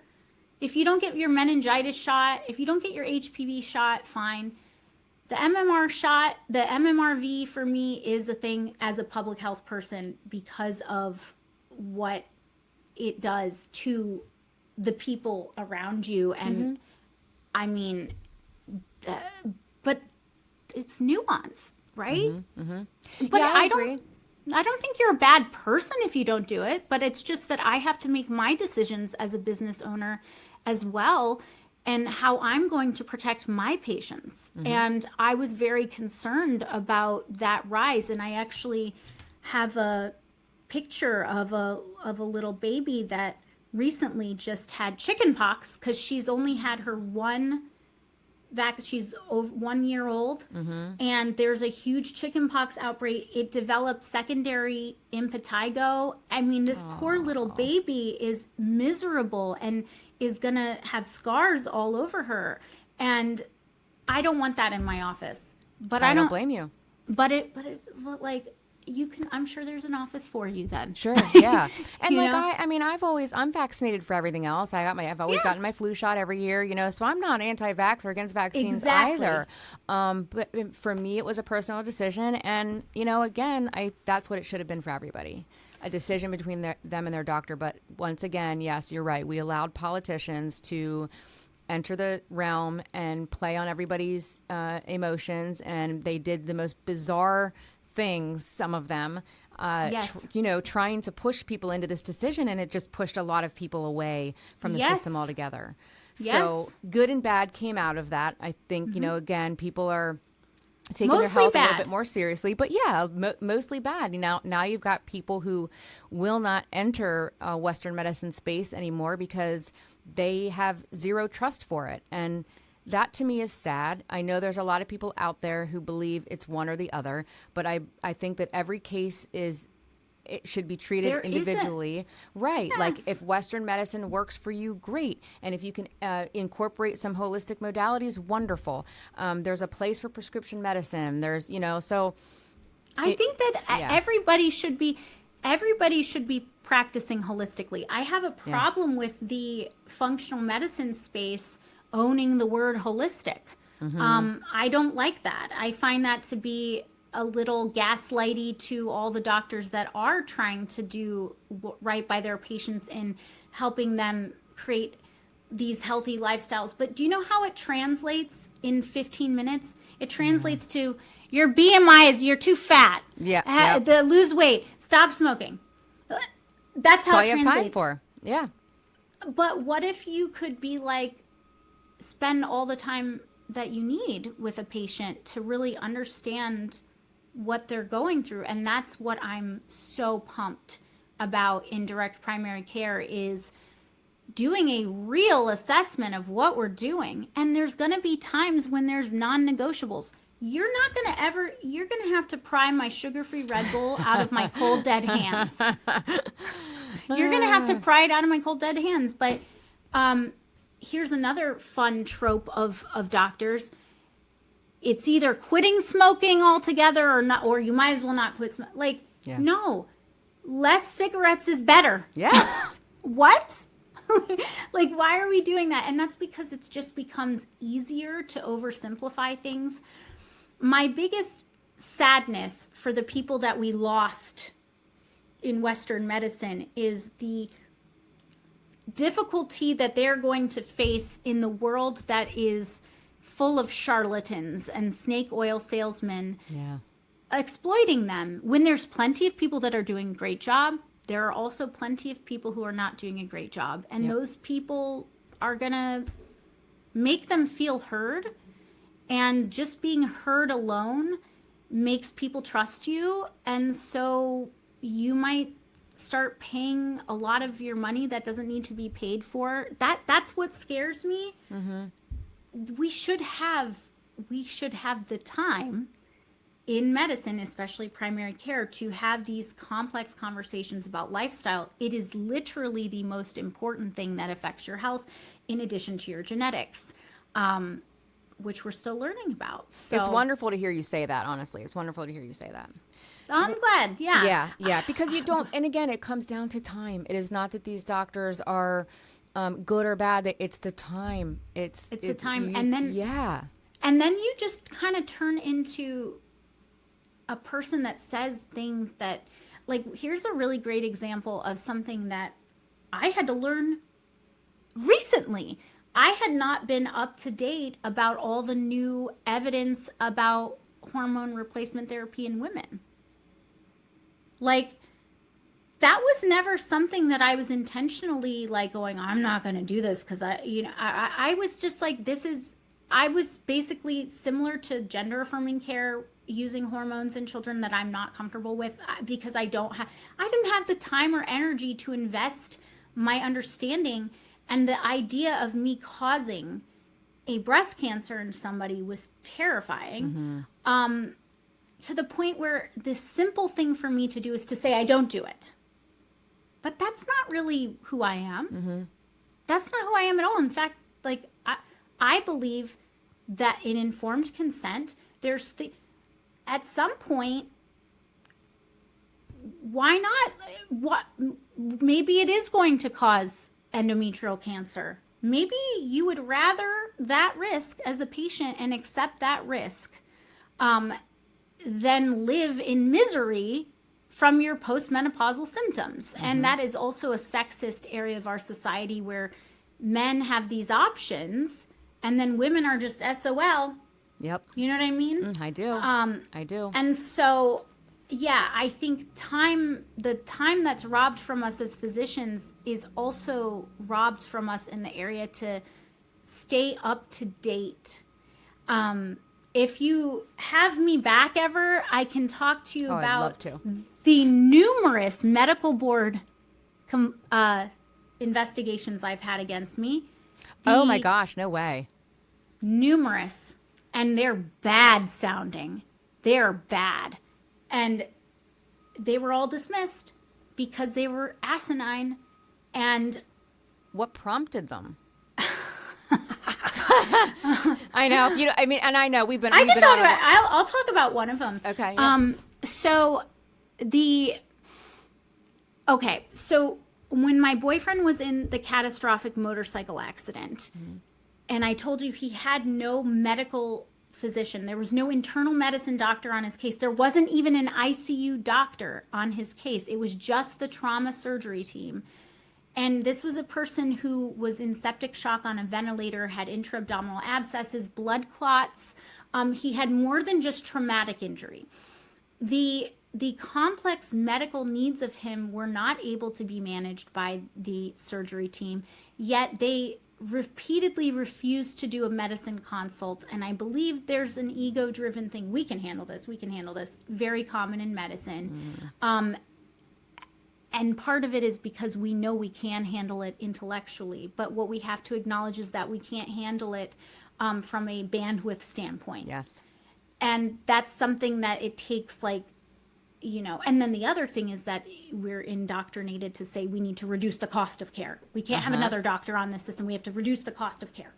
So anyway, what happened was that he ended up going to a long-term acute care facility. And for people who don't know what that is, it's essentially a nursing home for people who essentially should still be in the hospital, but they're just stable bad.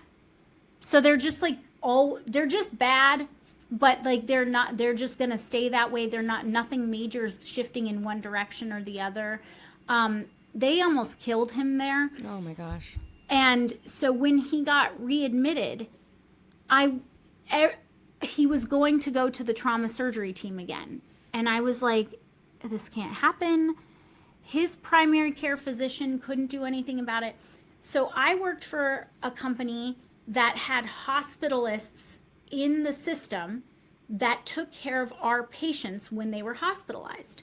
So I said, I got permission from the transfer center, the inpatient support center for our company, the chief medical officer. I got permissions from like everybody.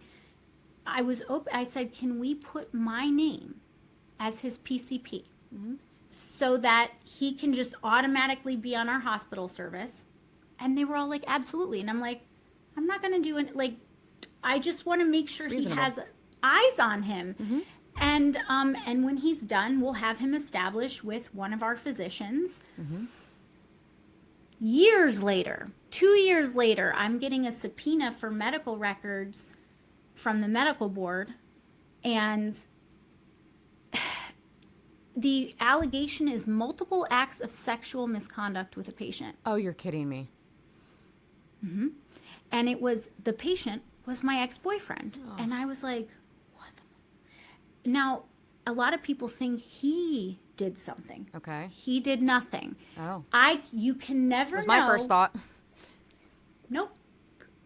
Not at all. Wow. It was an independent.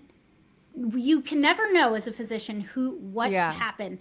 I have my theories. I can tell I don't feel comfortable sharing all fine. of them publicly. I will share with you them after because Okay. I feel like we're entering legal territory Yeah. of allegations. But basically, under the eyes of the medical board, if you do anything under the authority of your license, then that is considered your patient. And if you have had a romantic relationship with them without terminating the doctor-patient relationship, that is considered sexual misconduct with a patient. So naturally, I was like, well, he wasn't my patient. I never saw him in the office. I never billed for his services. Like, why is this a thing? I literally was like, why would this be a thing? This is crazy. Yeah. And do you know what their answer was? Well, why did you prescribe vilazodone for him? Vilazodone is a SSRI. And I prescribed him a supply when he was discharged from the hospital because the hospital did not appropriately give continuity of care. So I actually went into his medical chart through my company. I documented, this is not my patient.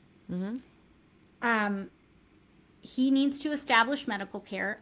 In that thing, I did a referral for psych. I did a prescription for his psych meds. None of them were controlled substances. Thank God. Yeah, I know. None of them were. I wouldn't do that. None of them. They were literally. Well, just because I can imagine what that would have done. You know what Oh, I I mean? would have Like, probably gone to jail. I Yeah. probably would. I would have this on my. oh my gosh. But their contention was, well, you prescribed those things. You did that, and I'm like, what doctor has not prescribed Right. their husband or wife something?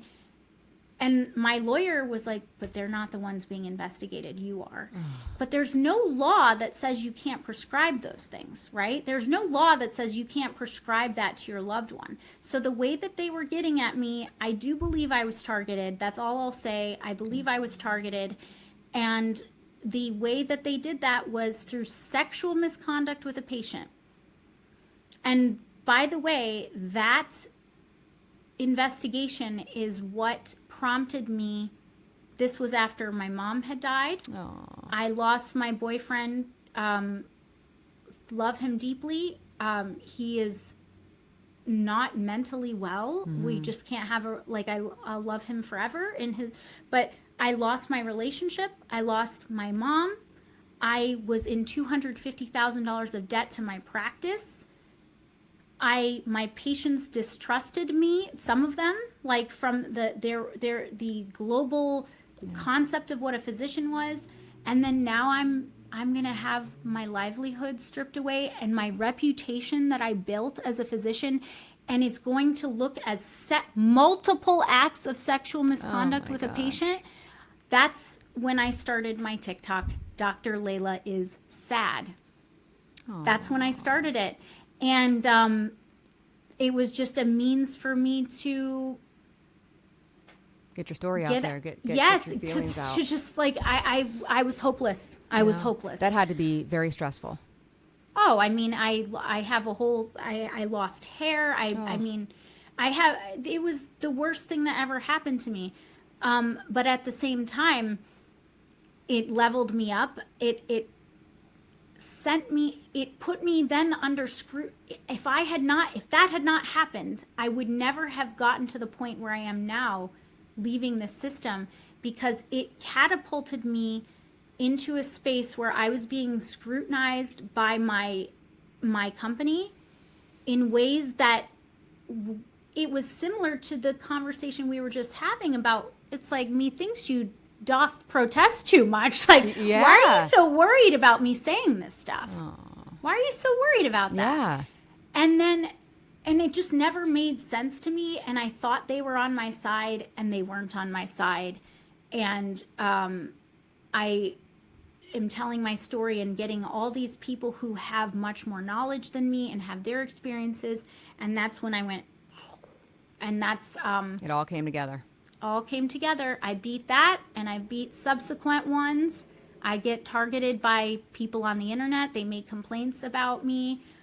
being an unprofessional doctor. We could have a whole thing talking about professionalism. But yeah, that's another area where physicians are trapped into silence, the constant, and not because you can, even just having any alternative mentality about anything can have somebody investigate you against your, what are you doing things against the standard of care, like, and then you lose your license. That's your whole Yes, whole life. this is an example, and I have said it before on my social medias that this is what can happen. This right here is why nurses, doctors, licensed individuals do not speak out, because they are afraid, because here you go. Here's a great example. Even when after my first couple of videos, I had people calling somehow they found out where I lived, where I worked, and were calling I had left there. And it was kind of like, ha, like, screw you. That's why I waited to talk, you jerks, because I knew you were going to do that. Yep. But I mean, obviously nowhere near the degree of what you dealt with. My God, I cannot even imagine the level of stress you had to have been under. I am so sorry that happened And to I you. didn't have my mommy. Oh, I didn't have my you poor mommy. thing. And my dad's an Iranian man, where God love him. He's a nice person, but he literally, I mean, an allegation like that, I mean, that's a humiliating thing. Saying that you were accused of something like that, we all know that accusations make people automatically think something's wrong. Of course. Like that certainly you did something. And so I just suffered in silence about that. And then, of course, was being told to tone down my physical appearance for the medical my God. board. Like stuff like that. Like, oh, don't have your nails be because what? Because if I am a woman, that I'm a predator? What? Right? Like, Oh my God. like, we're talking, it was one of the most eye-opening experiences for me. When you asked me initially what was the thing, I mean, there's just so many things that led to this, that medical board investigation, I would say, ultimately. Tip the iceberg. It sent things into motion that will never be undone, which actually makes me want to tell you, I haven't shared this with my following because I want to trademark my name. Yeah. But my practice name is Rebell and Thrive. Rebell and Thrive. I love it. Rebell I and love Thrive, that. direct primary care. Now, of course, my lawyer who was like, oh, Rebel, you're not only are you going to sound untrustworthy, but you might be No way. confused to being a Confederate sympathizer. I was like, what? No. I was like, I don't think so. I was like, no, but I said, all due respect, I said respectfully, people don't trust the status quo. Correct. So That is an excellent name, especially in this time. You know, maybe 10 years ago I'd agree with him, but no way. That is I think impeccable. I think it's exactly, and you know, a lot of people who've scrutinized it in my personal life who know me are like, well, why do you feel the need to announce rebellion in your name? Like, you're obviously rebelling. You're obviously And I said, because it's about the bigger movement, and we have to frame this way. Because it's more not than- obvious to the public. It's not obvious. Not enough of them. So if I wanted to take a safer business move, I would call it in good hands, primary care. You know what I mean? If I Yeah. wanted to do a safe thing, I would do that. But that does not intrigue anybody. It doesn't. I love it. Doesn't. Thank you. Yes. I love it too. I absolutely love it. And you are trademarking it. You better. I I'm have a good going to trademark trade- attorney if you need one that trademarked my What the Healthcare. Well, if they charge less than $600 an hour, I might. Oh yeah, do it that cost me because- like $2,000 the whole thing. Okay, Yeah. because honestly, my lawyer is my team of lawyers. I have a team because Yeah, I have good for you. I have to? because you have to, especially the medical board stuff. All of my healthcare lawyers are previous prosecutors for the medical board, Oh I- wow. and so I basically chose them as such, but they are very expensive. Smart. They're very expensive. So on trademark issues, I feel like I don't need to do that. We don't need their. Yeah, I'll send you the guy's info. It's all he does now is trademarks, and he did a great job with mine. It was easy, and in fact, I think the reason it cost me so much was because I say so much, really, that's nothing, but because I extended it a few times. But in the grand scheme, yeah, I think it was like maybe it was a little less than 2,000. It would have been for the whole thing. But I'll send you his info. Yeah, and I also like intro. really, these are also things that, this is another point. You're a very educated, experienced woman in the world. I am a very educated, experienced woman in the world. And we're told that we couldn't possibly understand how to navigate this kind of world on our own because you don't know anything about this. Mm-hmm. Well, I'm sure there's a way I'm not going to do it because I don't want to mess it up, but I'm sure I could file a trademark. I'm sure you could. Do you know what I mean? Yes, I do. But oh man, if I had the money and the time, I would go to law school. You'd be great. So that I could do. Well, thank you.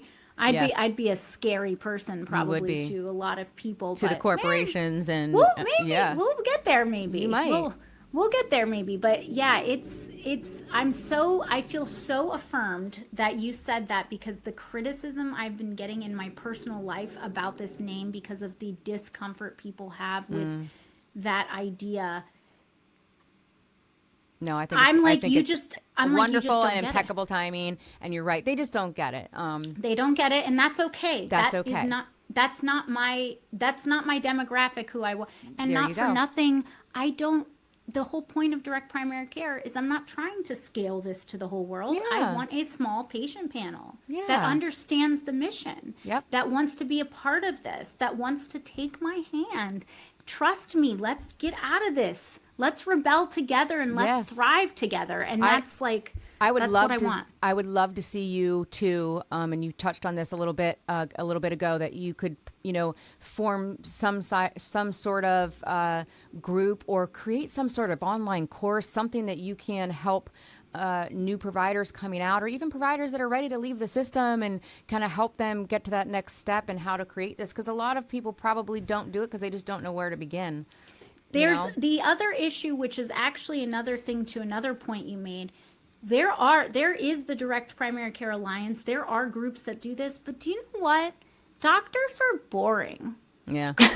Most. There's a lot of neurodivergence in medicine that is a superpower for them to get through the educational rigor that gets them to be successful.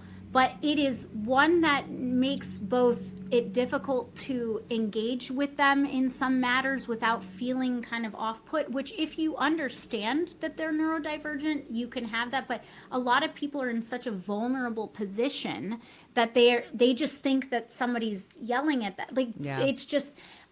so there's that, but then also I really would like to get more involved with some of these groups to jazz it up a little bit. Because I don't think that, and that's another thing is I don't know. I don't have as very many, compared to you, I don't know I feel like I should have more followers than I do, but I'm also at the same time very proud of the followers that I have, but it's just, so I don't know what to I think say you should about too. that. I think it's hard. The growth really, I was just talking to somebody about this the other day, the growth that happened during COVID for people on social media was this rapid, our accounts grew so quickly, and then now it's kind of leveled out. And so we're seeing more of kind of the norm in how it is to grow on social media. You can do it, but it's much harder. It was so much easier during COVID. I think you have so much to offer on your account, so much good information. Thank you. The stuff you put out there. And plus thank you. And plus the stuff that you're putting out about you. I struggle putting my personal, I'm trying to get better at it. I've done some comedy stuff, but I would like to get more of me out there, kind of how you talk about your makeup and do some of your tutorials, stuff like that. So I think that's excellent. You have such a good, do you do other platforms too? You're on Instagram or any of the other? So I have them. I have to get my I have the accounts. They're all under Dr. Leila is Sad under Instagram and YouTube. Okay. I haven't uploaded anything to YouTube. I don't know how to cross do that like in an easy way. And Instagram, the algorithms are just not as democratized on those as they are on TikTok. Like for some reason, the algorithm is more democratized. Like whereas my feed is curated for me on Instagram before I even log in. Yeah. Do you know what I mean? I It do. doesn't adapt. So like the growth potential, but I do want to I need to cross do that. Yes. If you have any information about that. I do actually. Somebody, and I'll send you an email when I'll send you that attorney and write this down so I don't forget. And I'll send you this app that I forget the name of it. Somebody was telling me about it today that you basically put one video on, it creates clips for you, and it pushes it out to all your socials. So it's a really Love good way that. to market. Yeah. So I won't take up too much more of your time. Will you do telemed in your new practice? That's actually the way that I'm starting. Okay. My whole way that I'm starting is telehealth and home visits. Oh, I love that. Now, my brick and mortar, that's only because I have a brick and mortar space that I'm building myself. Like, I'm a part of a new medical office building, and it's an investment opportunity for me to do this. And I was very excited to design my office in a way that instead of having 45 exam rooms, I have 3 exam rooms that are huge, we're not going to have your normal weird chair that looks like a medieval torture device. Clunk, clunk, clunk, clunk. Like, what? The majority of people are going to be sitting comfortably on a nice couch with a beverage fridge. Because guess what? You don't actually have to fast for labs. Like, it's okay. Love that. There's some ways that you do, but some things you don't. Like, Yeah. they're just like things that make it much more easy. So I'm excited. That's being built though. So until it's built, I'm doing telehealth and home visits as needed, as determined by me. You know, like I'm not trying to be a home health care aide, and and I'm not trying to be your family friend that drops by. Right. But I think I have incredible patients that have chosen to go with me. I don't need that many. I have about 70 that are invested in wanting to come with me. I charge $2,000 a year for, I'm going to have other tiers of access to me, but that will essentially get you anything most people could ask for, to be honest with you. The only very thing affordable. it's very affordable, and what, $2,000 a year? That's for 70 people is $140K. Yeah. You know what I mean? Uh-huh. That I want to remind you that I just left a job that I had a panel of 2,000 patients, and I was not taking a salary. Oh my God. Like, so a lot of people are like telling me, "Oh, what if this fails?" And I'm like, if I won't. make $60,000 a year, it will not be a failure. Yeah, Like no way. I was a failure in that model. Yep. And we have to start. It's ego. It comes down to ego. It is so hard to realize you might have been wrong about something. Yes. So sucks. hard. What was the exit like for you when you, I know you ended your contract early and stuff, but like, how did they treat you? Like, how was that whole process? It wasn't kind. I mean, it wasn't. I had, there was an adversarial relationship between me and the administrators that I was working with. And I really did not feel supported by them. However, one of them stepped down, and a interim person was there who was extremely helpful because his wife actually is the head of the physician wellness, and she completely gets everything that I'm doing. Like, they're a lot more understanding, and they understandably were not yet up into, so that was a lot better. They're the ones that helped me leave sooner than the 90 days, let me leave after 30 days. But I think I've successfully burned a lot of bridges. Unfortunately, not with any doctor. Every doctor that I worked with, every all of my partners support me. It was the administrators. No patient. All of my patients are sad, but they were watching me die inside. So I would say the administrative. I didn't even get an exit interview. Aw. So I'm sure they were just like, what is the deal? Like, I mean, I was an administrator myself, but I was the only admin in my department who had clinical experience, which was so surprising to me. But again, it was very eye-opening, right? Because it's like, okay, Yes. oh, now I understand why the system's failing, because these, no one's Yes. thinking about the patient. I was like the only one, like, hey, before we make this decision, like, hey, can we think about how it's going to affect the patient and Yes. the doctors and nurses? Like, how dare you? Yes. But what is wrong with them? Like, how? I don't get it. it turns into they are now very tuned into the metrics. Everybody's got the person that everybody's got the person that they report to that is asking them, are they meeting certain things? And until you're ready to take on a substantial amount of criticism and upstream force, it's really hard. I mean, think about you left. You were unable to manipulate the system in a good way. Mm-hmm. You were unable to affect change that was positive. You left. And so that's why, but I will say that I believe it was I believe my attitudes did not, they were kind of in direct opposition. The things I was talking about were in direct opposition to what was happening at this company. And they didn't like that. Mm-hmm. So, yeah. Well, I'm super excited for you. When is your building itself, like, when do you expect to be in there? Oh, God. Well, it was supposed to be May of 2025, but then they are changing the lot that we're going to be in. So unfortunately, they had to resubmit all the permits, and now it's going to be in October. So I might have to have an interim.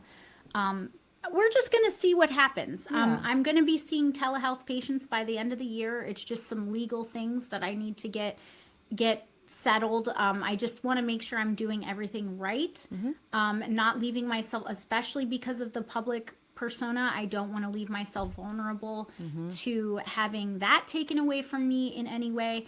As soon as I can do that, that would be great. And hopefully that brick and mortar comes sooner than a year from now, Yeah. but it may not. And I might just have to sublet somewhere before. Yeah. And you can sustain telehealth, I'm sure, for, the amount of access that people have, if they can see you, most things don't need an in-person physical exam all the time. Like, it really doesn't. And there's all kinds of, like, I could literally put an order for somebody to get their labs drawn.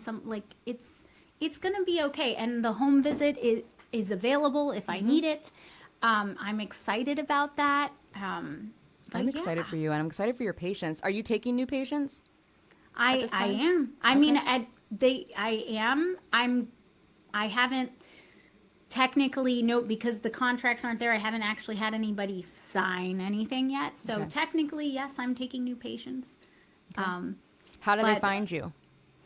Well, right now, because I don't have my new website, my old website was In Good Hands Primary Care, because I was forced to come up with a name when I left. They were like, we'll tell your patients where you're going if you know where you're going. Yeah. And I was like, and then that I was box. like, yep. And so I was like, okay. So right now you can fill out a form for information and follow up on ingoodhandsprimarycare.com. You have to type it into your browser, because I haven't paid for search engine optimization. So it's www.ingoodhandsprimarycare.com, and at the bottom there's a form that allows you to say, like, how you found me, what do you want more information? Are you trying to work for me? What do you want to do here? Okay. So that's how you can find me that way. But for now, I'm mostly keeping my business open to my former patients, because I really had amazing relationships with them. I was really lucky. Oh, well, they're very lucky too. No, So, okay, was there anything else before we wrap up that you wanted to mention or talk about? nah, I think we successfully went around the world. Yeah, we did. Back. That was great. And Rebel and Thrive. Look for it to come. It'll be here soon. I can't wait. I'm so excited for you. So excited for your patients. And absolutely, again, love, love, love that name. Thank you. You're And thank you welcome. for being so open and candid with me. And I can't wait to get to know you better. I would love to talk to you more, like even outside of this, to talk Yes. about even just legislative things that we could get involved in. Because, Definitely. man, there's not a lot of. We could be a force. Oh, hell yeah. Uh huh. I think so. I do I too. think so. Yeah.